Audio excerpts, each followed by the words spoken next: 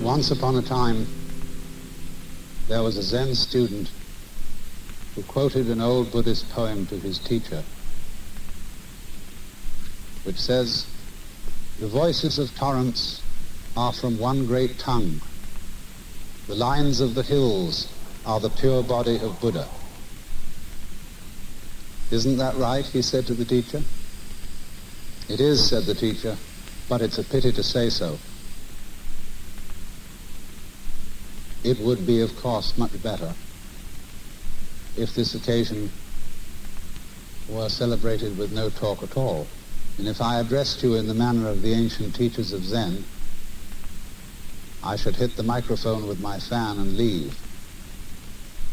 Because Zen is a way of life, a state of being that is not possible to embrace in any concept whatsoever. So that any concepts, any ideas, any words that I shall put across to you this evening will have as their object showing you the limitations of words and of thinking. Now then, if one must try to say something about what Zen is, and I want to do this by way of introduction, I must make it emphatic that Zen, in its essence, is not a doctrine. There's nothing you're supposed to believe in. And it's not a philosophy in our sense, that is to say, a set of ideas, an intellectual net in which one tries to catch the fish of reality. Actually, the fish of reality is more like water. It always slips through the net, and in water, you know, when you get into it, there's nothing to hang on to. All this universe is like water. It is fluid, it is transient, it is changing. And when you're thrown into the water after being accustomed to living on the dry land, you're not used to the idea of swimming, you try to stand on the water, you try to catch hold of it, and as a result you drown.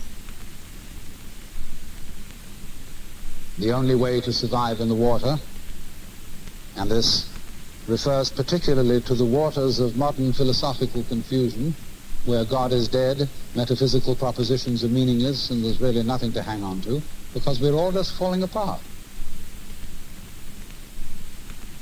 And the only thing to do under those circumstances is to learn how to swim. And to swim, you relax. You let go, you give yourself to the water, and you have to know how to breathe in the right way. And then you find that the water holds you up. Indeed, in a certain way, you become the water. And so in the same way, one might say, if one attempted to, again I say misleadingly, to put Zen into any sort of concept, it simply comes down to this: that in this universe there is one great energy, and we have no name for it. People have tried various names for it, like God, like Brahman, like Tao. But in the West, the word God has got so many funny associations attached to it that most of us are bored with it. When people say God the Father Almighty, most people feel funny inside.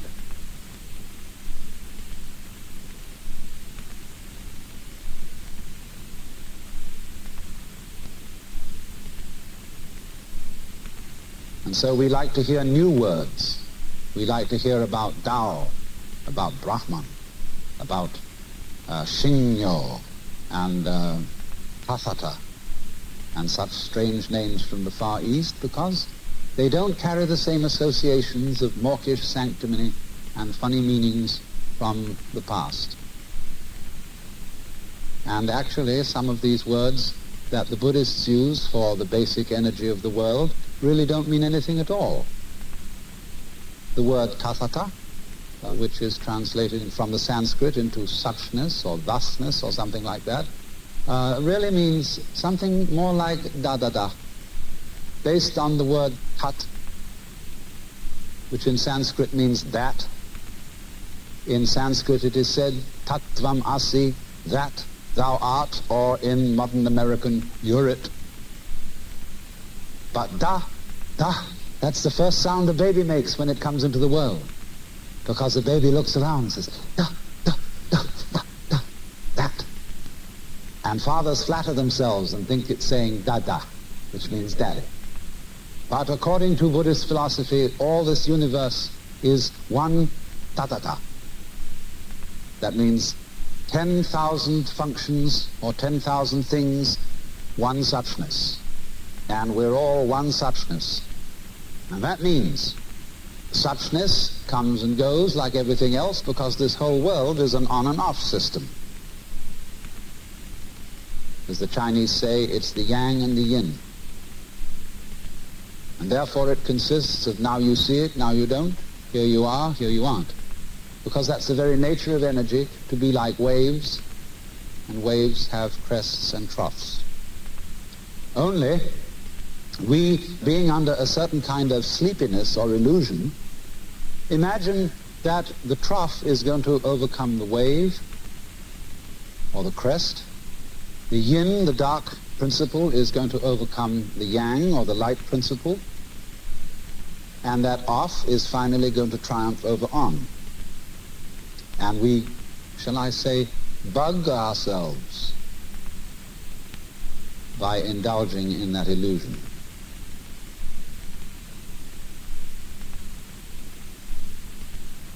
Gee, supposing darkness did win out, wouldn't that be terrible? And so we're constantly trembling and thinking that it may, because after all, isn't it odd that anything exists? It's most peculiar. It requires effort, it requires energy, and it would be so much easier for there to have been nothing at all. Therefore we think, well, since the is side of things is so much effort, you always give up after a while and you sink back into death. But death is just the other face of energy, and it's the rest, the not being anything around, that produces something around, just in the same way that you can't have solid without space, or space without solid. When you wake up to this and realize that the more it changes, the more it's the same thing, as the French say, that you are really a playing of this one energy, and there is nothing else but that it is you, but that for you to be always you would be an insufferable bore. And therefore it is arranged that you stop being you after a while and then come back as someone else altogether. And so when you find that out, you become full of energy and delight. As Blake said, energy is eternal delight. And you suddenly see through the whole sham of things. You realize you're that. We won't put a name on it. You're that. And you can't be anything else. So you are relieved of fundamental terror.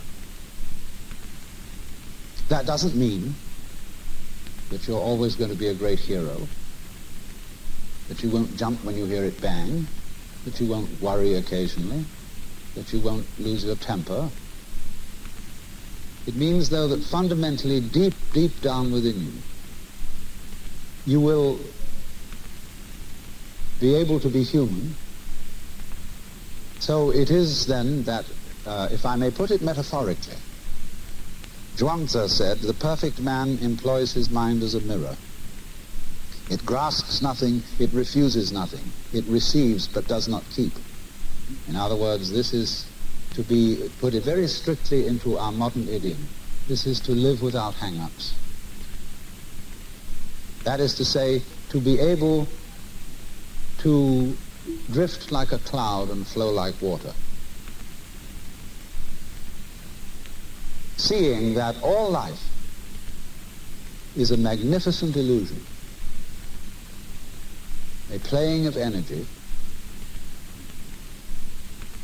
and there is absolutely nothing fundamentally to be afraid of.